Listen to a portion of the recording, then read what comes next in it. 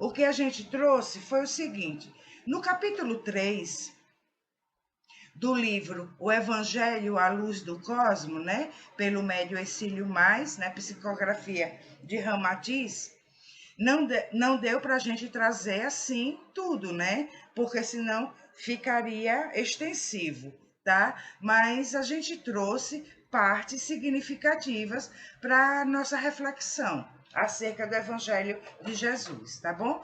Então, já nesse capítulo 3, na primeira questão, porque é livro de perguntas e respostas, gente, é gostoso de ler, tá? É muito gostoso de ler, de estudar, porque é todo de perguntas e respostas. Então, na primeira questão do capítulo 3, Hercílio Mais, né, perguntou então a Ramatiz: qual é o motivo de vossa escolha do título, O Evangelho à Luz do Cosmo, para esta obra? E aí, Ramatiz respondeu: veja só, se não bate direitinho com o que a gente conversou semana passada.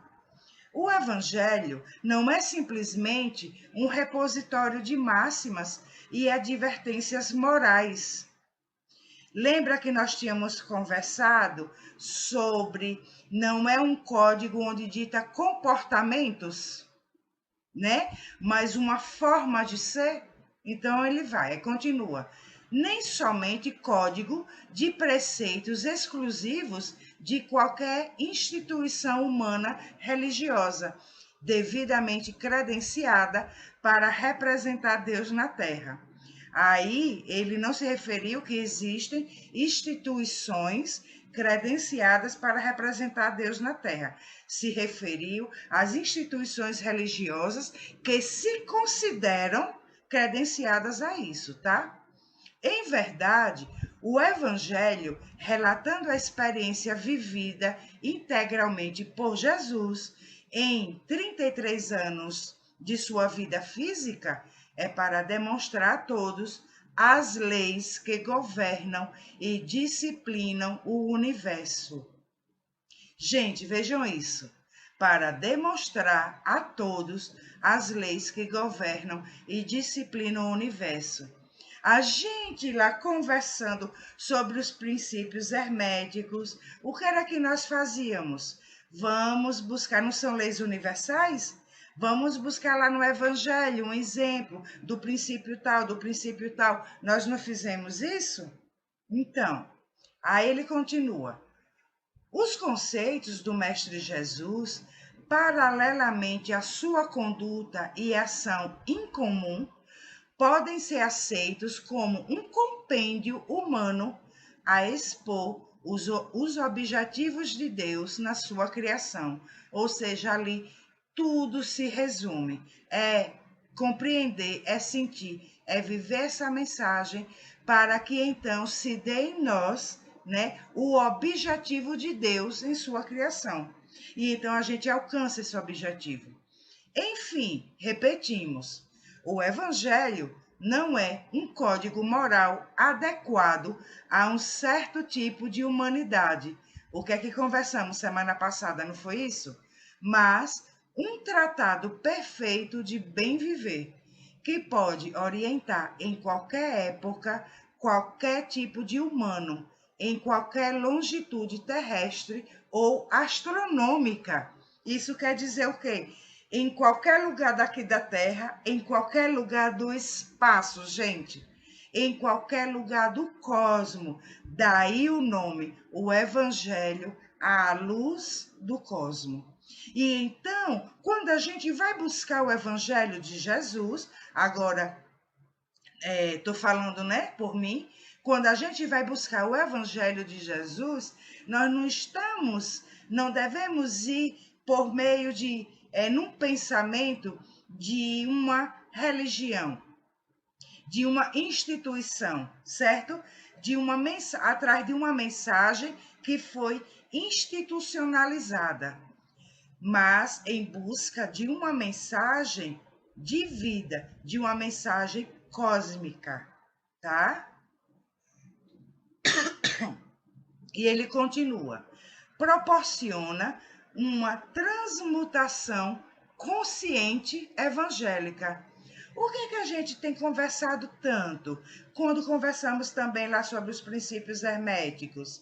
Para que a gente administre a nossa existência, nos transformemos e a gente tenha atitudes, né, pensamentos, sentimentos conscientes e não mais por uma crença.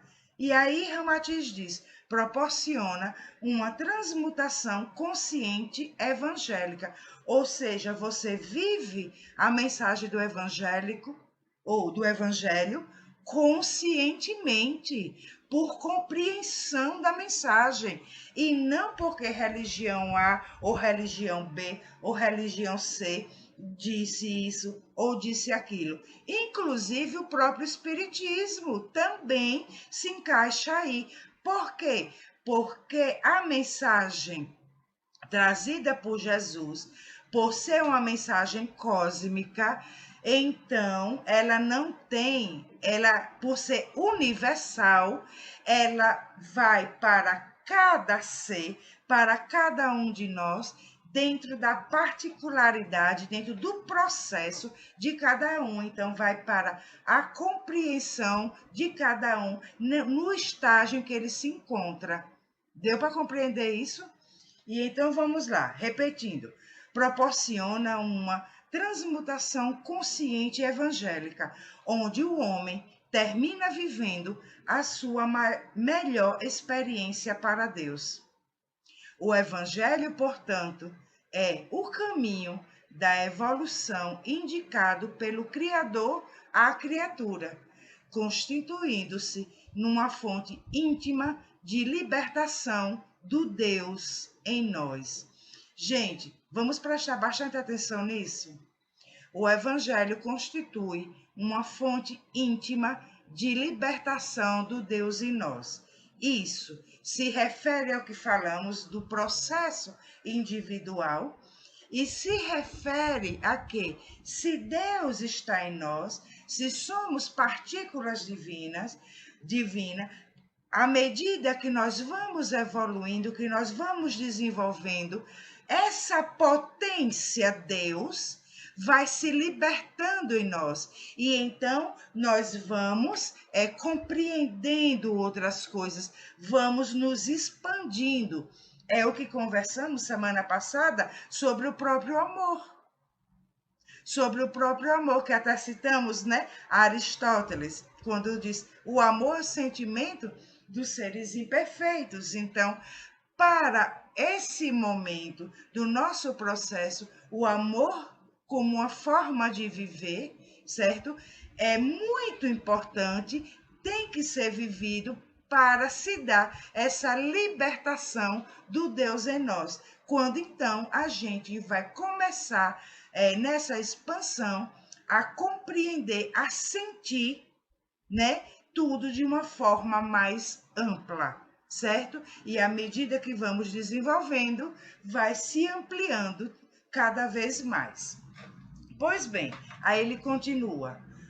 O homem evangelizado é a criatura que vive corretamente no seu mundo pequeno, e botou entre aspas, tá? Mundo pequeno, a mesma pulsação criativa e vibração sublime do mundo grande.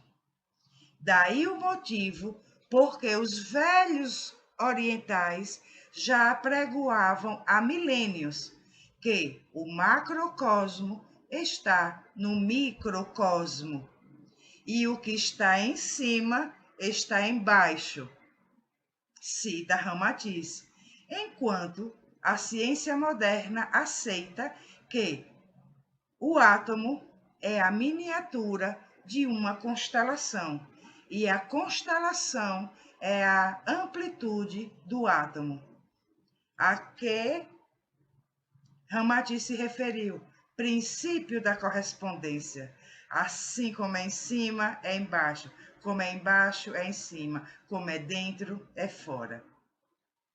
Integrando-se na vivência absoluta do Evangelho, o homem exercita-se no mundo transitório da matéria para assimilar e ajustar-se ao metabolismo da lei suprema do universo.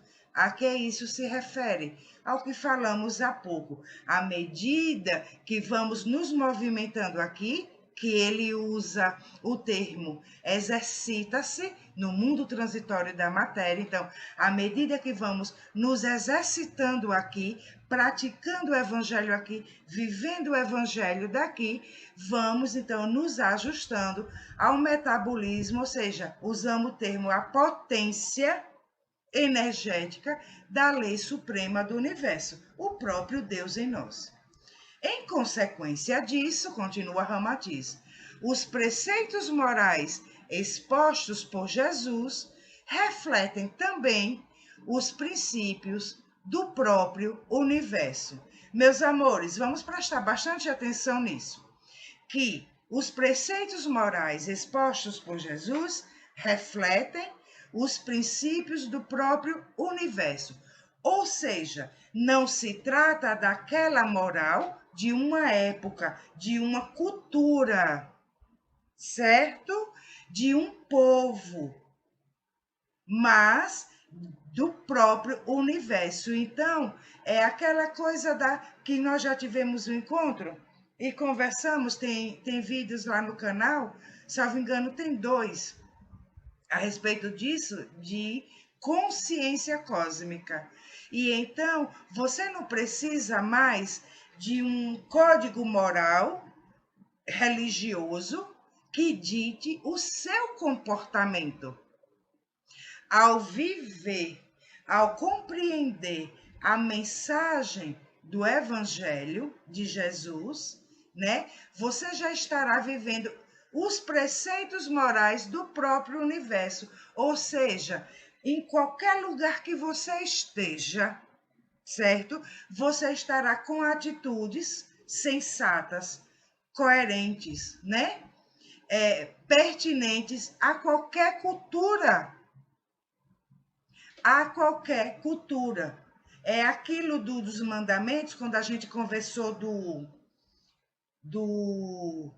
dos 10 mandamentos, né, da lei mosaica, e que Jesus disse assim, o que diz, né? O que diz a lei? Aí eles falaram, diz isso, isso e isso. Aí citaram os 10 mandamentos. Ele disse, pois, eu vos digo, se praticares só esse primeiro, amarás ao teu Deus de todo o teu coração, de toda a tua alma, e ao próximo como a ti mesmo, já estará praticando todos os outros. E então já sai daquele núcleo fechado, né, de um povo, que no caso era o povo judeu, já sai daquele núcleo fechado e se expande para qualquer lugar terrestre ou do cosmo, como fala Ramatiz, certo? E isso serve para qualquer planeta. Vamos lá, sim. Agora, veja bem, porque se trata de leis cósmicas. Agora, quando se diz assim, então, é universal, e então lhe leva a sentimentos, pensamentos e comportamentos, né? Amplos e universais, e então você continuará, e serve para tudo, você continuará vivendo, né, esse evangelho quando você desencarna, em qualquer lugar que você esteja, porque ele é para lá como é para cá, é para cima como é para baixo. Compreende isso, meus amores? Pois bem, e aí, na segunda questão, aí eu resumi, tá? Trouxe só um pedacinho da segunda questão para complementar essa primeira, que diz assim, nem trouxe a pergunta em si, trouxe só um pedacinho, uma citação da resposta de Ramatiz nessa segunda questão. O Evangelho como a súmula das atitudes sublimes e definitivas no universo. O que é uma súmula? É uma junção, certo, de decisões. Aí sumulou, no direito a gente fala assim, de tanta jurisprudência, né, em determinado assunto, acabou sumulou. Então ele diz é a súmula das atitudes sublimes e definitivas do universo. E então, com outras palavras aqui, Ramati está dizendo, olha, se a mensagem do Evangelho de Jesus é universal, e ela é a súmula das atitudes sublimes definitivas do universo, ela é lei. Se é universal e se não se aplica somente a um povo, a uma condição, a um local, então é lei. É lei universal. Entende? E aí ele continua. E promove a mais breve metamorfose do homem em anjo. Porque o homem, depois de evangelizado, vive em si a síntese microcósmica do macrocosmo. Ou seja, a mensagem de Jesus abre em nós o próprio universo. É a síntese do macro no micro. Que micro é esse? Nós. Nós somos o micro-universo. Nós somos o universo em miniatura. E então, tudo o que há no macro acontece no micro, acontece em nós. E então, assim como é em cima, é embaixo, ao nos atermos à mensagem de Jesus, e vamos lá, do amor, da compaixão, da fraternidade, do perdão, do viver um dia de cada vez, do não sermos ansiosos, tantos outros ensinamentos através das parábolas, né? Tantas coisas, que o reino dos céus está dentro de nós. Então, quando a gente se atém a toda essa mensagem, então será aqui em nós, no micro, como é no macro, certo? E também, meus queridos, a gente trouxe um pedaço da quinta questão.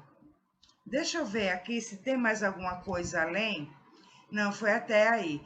Teria até mais um pedaço de outro capítulo, mas eu vou só até essa parte e aí volto aí para vocês para a gente conversar a respeito, tá certo?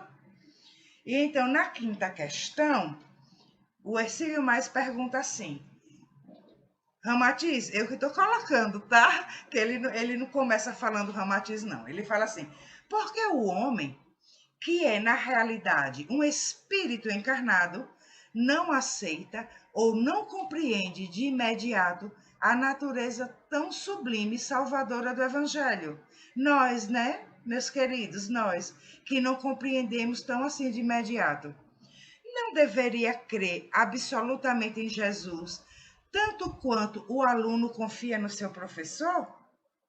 Aí Ramatiz responde: a mais breve ou demorada integração evangélica depende fundamentalmente do grau da consciência espiritual de cada um. Lembra que a gente falou lá no comecinho do processo de cada um, que vai se dar a compreensão de cada um, né? De acordo com esse processo individual? Pois bem, e aí ele continua, e não de sua memória pregressa.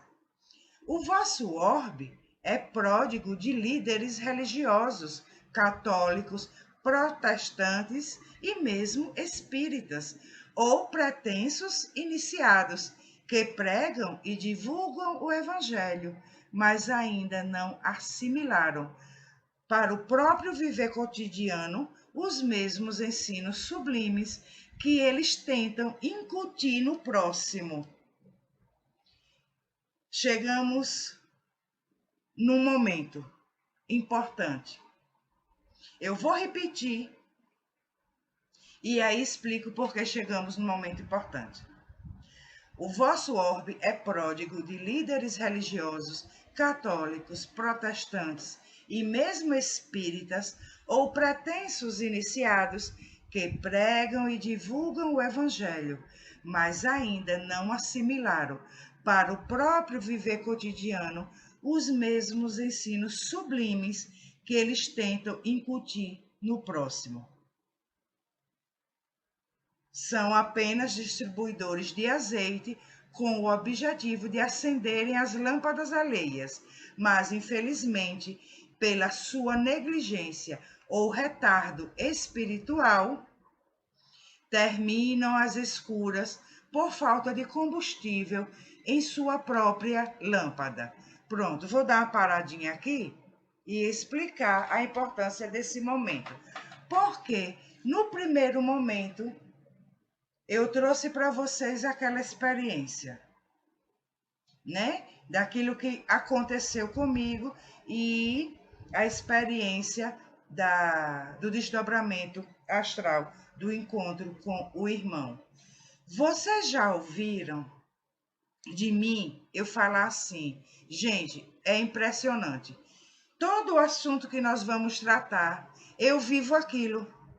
Se não já tinha vivido antes, eu vivo na sequência daquele estudo. Deu para compreender? Para que, então, eu não venha a ser um desses que quer acender, colocar azeite na lamparina dos outros, sendo que a própria minha esteja apagada. E então, Angélica, vamos falar sobre Jesus, do Evangelho de Jesus? Vamos! Vamos falar de compaixão? Vamos, meus amigos! Então, vamos conhecer como é a compaixão? Deu para compreender? Então, nós precisamos, e isso não é só na organização de um grupo, no nosso dia a dia, a gente viver aquilo que a gente fala. Porque não é o que a gente fala. Porque o que a gente fala podem ser palavras soltas ao vento. Mas é aquilo que a gente vive. Emmanuel tem uma frase que diz assim: a palavra educa, mas o exemplo arrasta. É no exemplo que a gente consegue acender um pouquinho a lamparina do outro. Porque a nossa está acesa. Sabe quando você está com a vela na mão acesa? E então você vai acender do outro. Mas se a sua está apagada, como é que você vai acender a do outro? Ajudar, né? Acender. Porque Baltazar também disse, certa vez, eu até postei lá no Instagram uma vez, que diz assim: para que a luz chegue a você, você tem que estar com a lamparina nas mãos. Então, seja pelo exemplo, seja pela palavra, para que essa luz seja acesa em você, sua lamparina já tem que estar ali na mão. E então a gente não vai acender a luz do outro, a gente vai ajudar. Então, se a sua lâmpadazinha estiver apagada, né? E o outro está lá, segurando a velinha dele, esperando um auxílio, um exemplo, para que a velinha dele seja acesa. Aí, apenas falando para ele que a vela dele pode ser acesa, vai ajudar? Vai dar uma orientação, vai. Mas se a sua estiver acesa e você se inclinar no exemplo, e um dos exemplos é a compaixão, você vira ali a sua velinha que está acesa e ajuda a acender a do seu irmão. Entende, meus queridos? E então eu fui viver o que a gente ia trabalhar hoje. E aí Ramatiz continua: só as almas que abrangem maior área da realidade espiritual assimilam mais facilmente toda a força, coerência e veracidade da lei suprema expressa através do Evangelho. Aliás, nenhum homem pode transmitir a outra pessoa a sua experiência espiritual do reino divino, assim como o cego de nascença não se apercebe do teor da luz que ilumina o mundo, pois ele não vê. Vamos fazer um comentário a respeito. No nosso primeiro momento, eu passei para vocês uma experiência espiritual, como Ramatiz aqui falou. Nenhum homem pode transmitir a outra pessoa a sua experiência espiritual do reino divino. Acontece que aquele se refere ao sentimento envolvido naquela experiência. Quando a gente conta uma experiência, está narrando fatos. Olha, gente, aconteceu assim, assim, assim. Eu posso até dizer, olha, eu me senti assim, assim, assim, mas nunca conseguirei passar, transmitir a experiência do reino divino, do que aconteceu, do que eu senti. E aí, Ramatiz exemplificou isso. Assim como o cego de nascença não se apercebe do teor da luz que ilumina o mundo, pois ele não vê. E então, como é que se você não buscar experiência, você não vai ter como sentir? É a isso que Ramatiz se refere. E então, se algumas pessoas quer transmitir uma luz só por palavras, a gente também, inconsequentemente, queremos expandir a nossa consciência só por palavras, só pelo que a gente ouve, e não busca experiência. Não busca essa transformação de sentimento. Nossa, eu nunca tinha sentido isso. É muito bom sentir isso. Pessoal, vocês lembram que lá em Aracaju, nos nossos encontros, que a gente falava, gente, que era dia de quinta, né? Nossos encontros aqui às quintas-feiras é para a troca de experiências. Entende? Então, mesmo a gente, ao ouvir, não vai sentir o que você sentiu. Vai fazer uma ideia. Mas é na vivência que acontece a expansão da nossa consciência. É na vivência. Não é na teoria. Então, nós vamos praticar. Um vai praticar aquilo que fala e o outro vai praticar aquilo que ouve. Entende? Para que dilate a nossa consciência e então possamos compreender coisas maiores. E aí sim, né? Esse processo evolutivo a que todos nós estamos, né, submetidos, aconteça da melhor forma e menos sofrida. Porque a gente tem escolhido para compreender toda a mensagem do universo, para compreender, até então a gente tem escolhido o caminho da penúria, o caminho da dor. Quando a gente pode ir praticando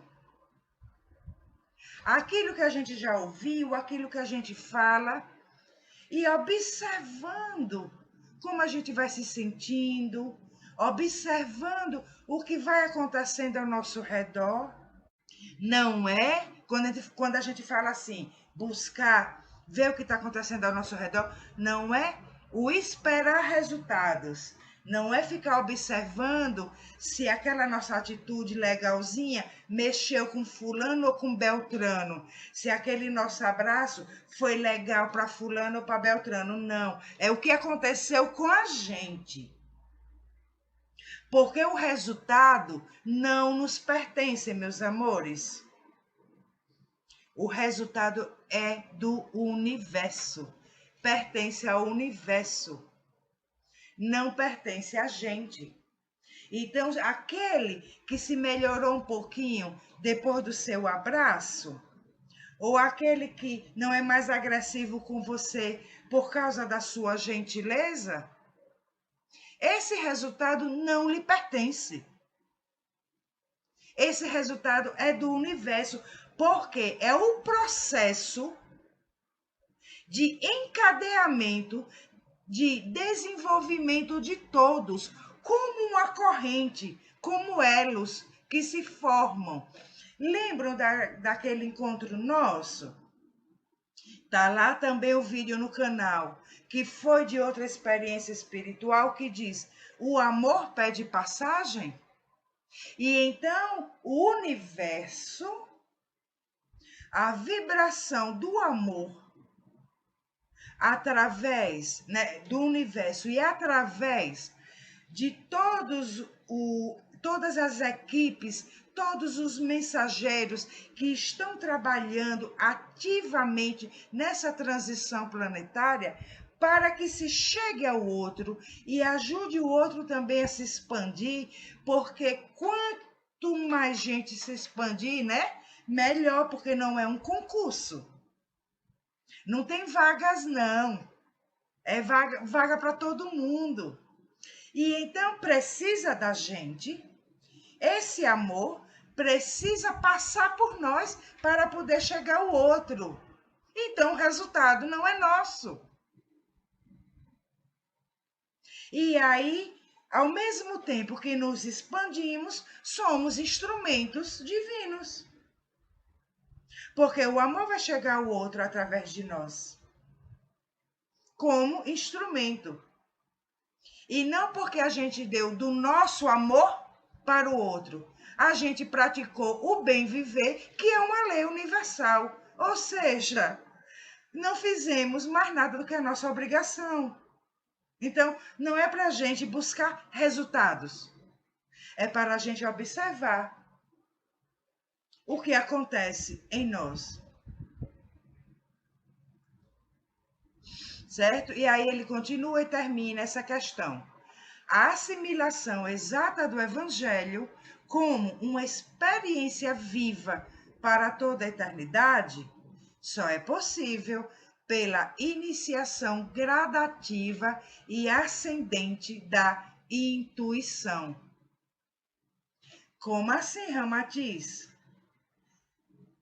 Para compreendermos, assimilarmos o Evangelho com exatidão, como uma experiência viva que levaremos para toda a eternidade, só é possível numa gradação, porém, né, ascendente, ou seja, em crescimento da intuição. Como é que isso vai acontecer? Com a prática. Com a prática. Angélica, como é que essas informações vão chegando a você? Com a prática. Se a Angélica parar, pronto, bloqueou tudo. Entenderam? Angélica, é sobre isso, sobre o que a gente vai conversar naquela segunda-feira, naquela quarta-feira. Como que vai se dando essas intuições? Por causa da prática. Se a Angélica falar, olha, não vai ter mais encontro, vou acabar com tudo, não quero mais saber de nada, também vai haver um bloqueio. Entende? E então a Angélica vai parar o desenvolvimento de compreensão do Evangelho. Que o caminho é tão longo ainda, porque Ramatiz fala, né? Que a compreensão do Evangelho é para a eternidade. Óbvio que nem eu, nem ninguém compreende ainda. Mas, dentro do processo em que nos encontramos, gradativamente e ascendentemente, nós podemos ir nos desenvolvendo. E ele continua, finaliza, né? É a faculdade de saber a realidade divina, independente das formas e dos fenômenos dos mundos transitórios da matéria.